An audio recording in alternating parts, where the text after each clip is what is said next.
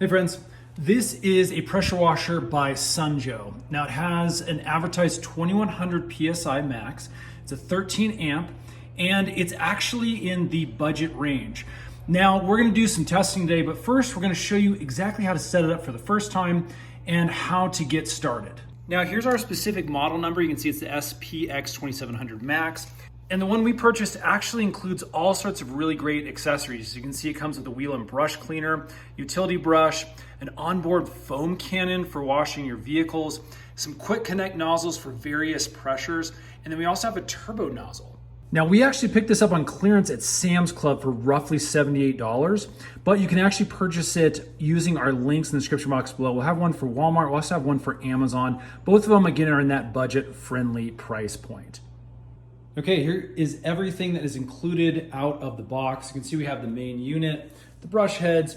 These are a few attachments. Don't worry, we're gonna show you exactly how all this goes together here in just a minute. We've got our little hose that the water pressurizes through, as well as our nozzle heads. Again, a long cord, and then basically your trigger area to be able to spray, as well as our little spray nozzle area that kind of goes out here. You also have some instruction manuals. Okay, first thing we're gonna do is mount this large green piece. Make sure you have this little bag of screws. You're gonna need 3 of those, and then some sort of a Phillips head screwdriver. So first thing we're gonna do is take this large green piece. You can see the circle cut out. Goes just like that with the handle in the upward direction. Just push on the little top piece here. Again, it kind of slides right into place. We're gonna put a screw down here in the bottom first. Grab that screw and just stick it straight in. Again, we'll turn clockwise. Okay, we're on the back side now. And just right up top here, there are 2 screws that we will get into place, one on either side. Okay, this is the hose holder. It's gonna go in the upper handle portion. So basically we just take this, you can push that into place, and then from the back, we're gonna push 4 screws, 2 on this side, 2 on this side, into place.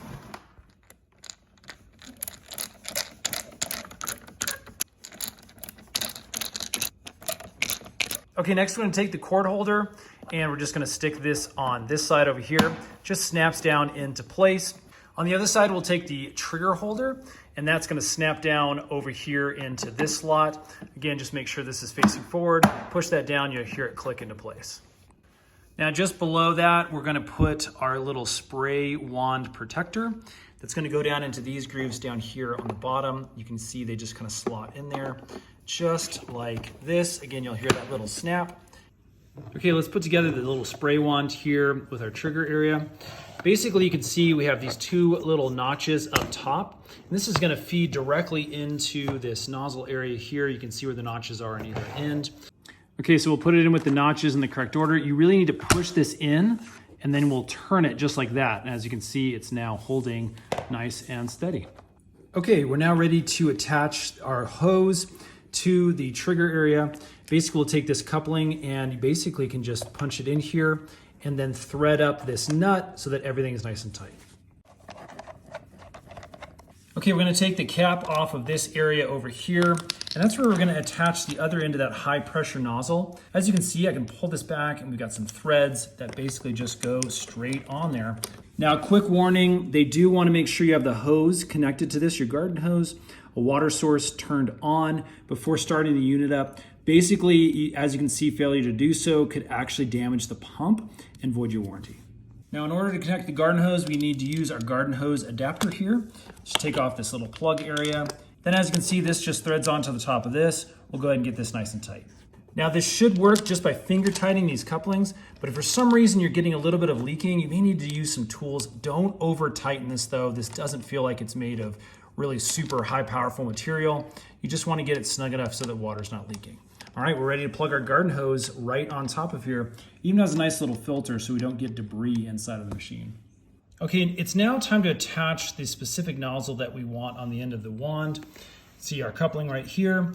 And basically we have a number of different ones to choose from. They're varying degrees of pressure based off the amount of area that you want. You can see this is the largest area, 40 degrees. So you're gonna get a lot more water coming out, but maybe not as much pressure.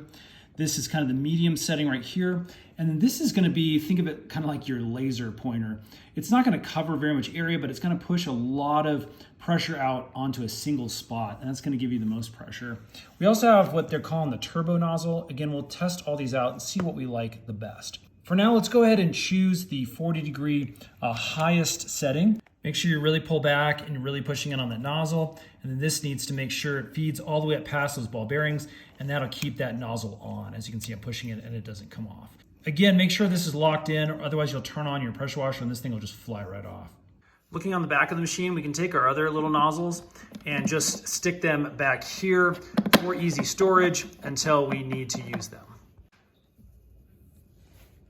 Now take note, because on the back of the machine is where you're going to find your foam cannon attachment. Again, we'll be doing another video showing you exactly how to use this, but that's where it's stored and located. The other thing we can do is actually stick our other brush attachments down in here. Again, that just makes for nice, easy storage.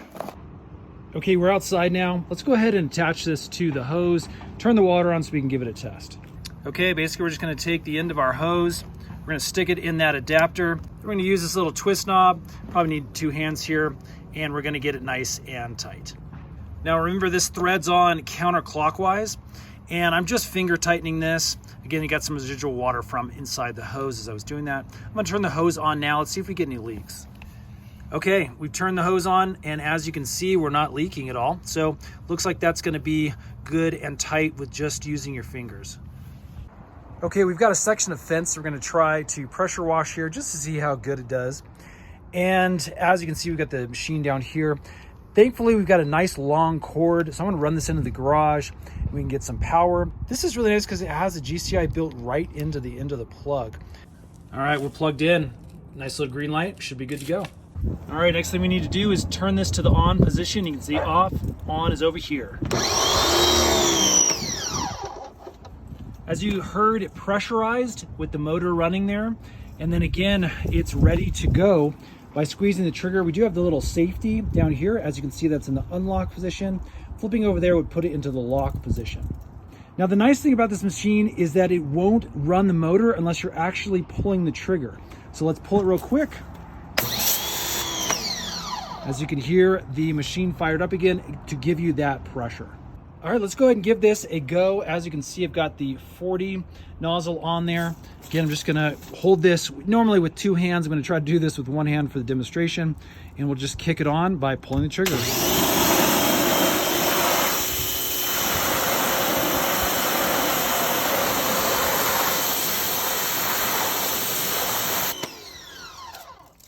And as you can see, that's actually doing a great job on this fencing.